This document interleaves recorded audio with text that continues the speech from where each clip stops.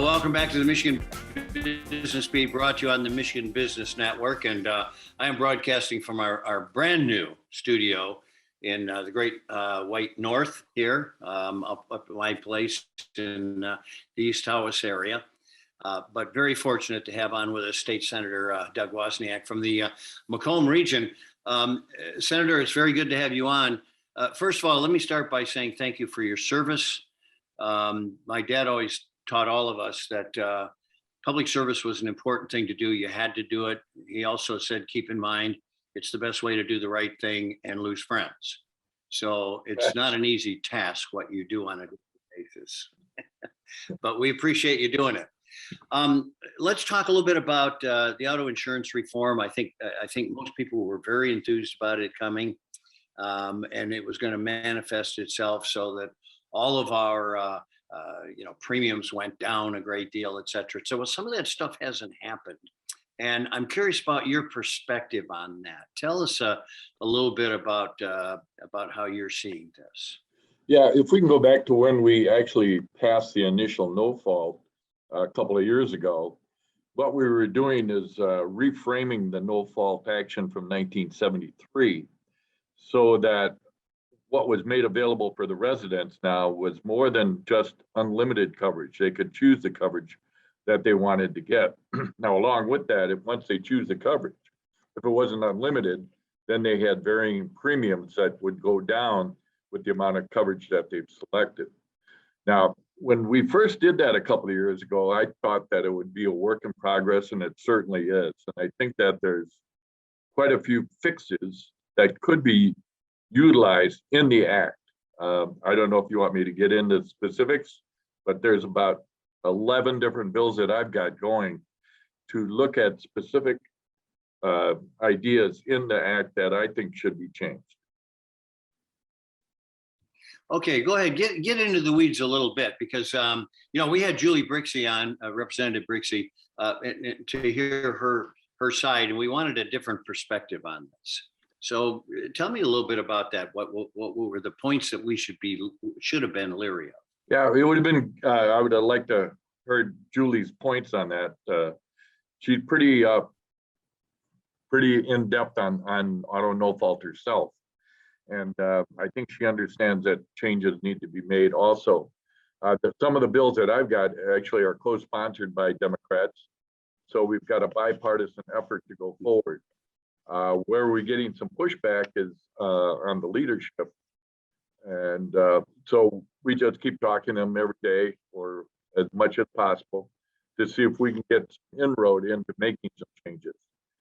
There's I would say,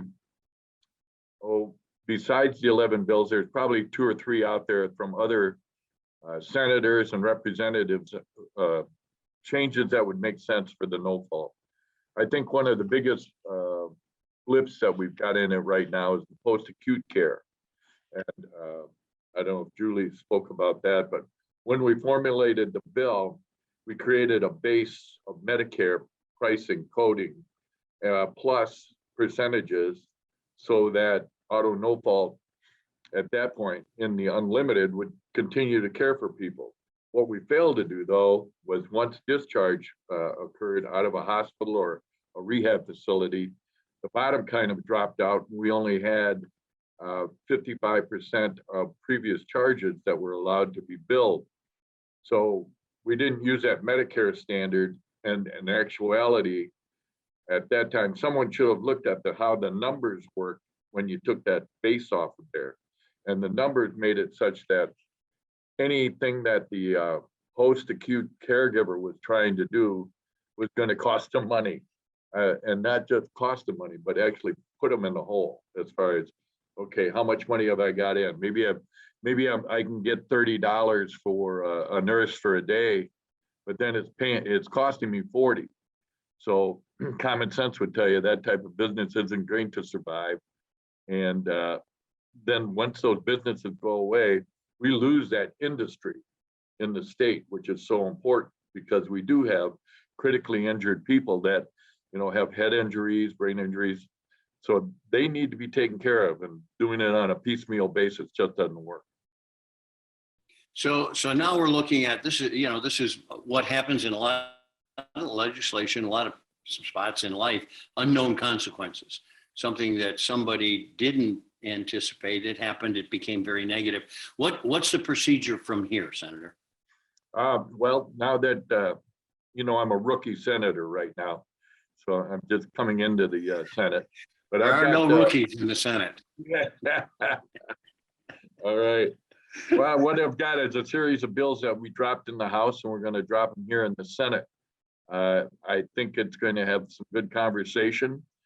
We begin to look at, okay, the post-acute, I think, is the most important because those are the people that need care now. When we look at working inside the auto no fault process, we can look at case management. We can look at the number of hours that a caregiver can work at home. We can look at independent medical exams, which I think really add up quite an expense to auto no fault. And then, okay, the litigation procedures that are allowed in auto no fault, I think we have to cut back on some of those and restrict them. And some of my bills do that. So I think there's going to be good discussion on them in the next couple of months. And I would hope to see some progress with auto no fault. As I said before, I think it's an act that is in progress. There'll be more changes made as we go forward. Well, State Senator Doug Wozniak from that Macomb district, 8th district in Michigan, keep us abreast of what's going on. We're going to want to have you back on as this thing progresses. And we appreciate you giving us a little bit of time today and the time you give for public service. Yeah, well, thank you. I really appreciate your inviting me, and please, anytime, just let me know if you want me on, and I can talk about anything if I have to. So that's, we'll try to not make you regret that. Yeah, that's right. All right. Well, good to see you this State morning. Senator, good to see you. State Senator Doug Wozniak. You're watching the Michigan Business Beat on the Michigan Business Network. I'm Chris Holman. We'll be back.